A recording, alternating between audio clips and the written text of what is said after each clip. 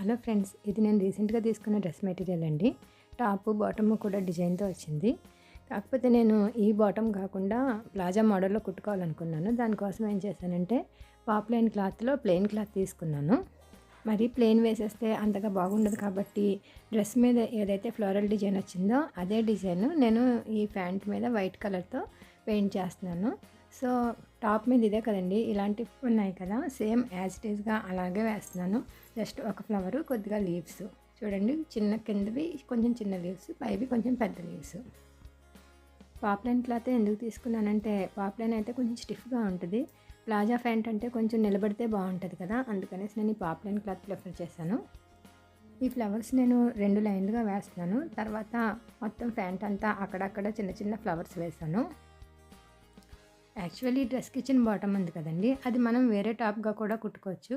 అప్పుడు ఏమవుతుంది, మనకి 2 టాప్స్ వస్తాయి. ఒక ప్యాంటు, ఒక చున్నీ. అంటే మనకి 2 డ్రెస్సులుగా వాడుకోవచ్చనమాట ఒకే మెటీరియల్‌ని.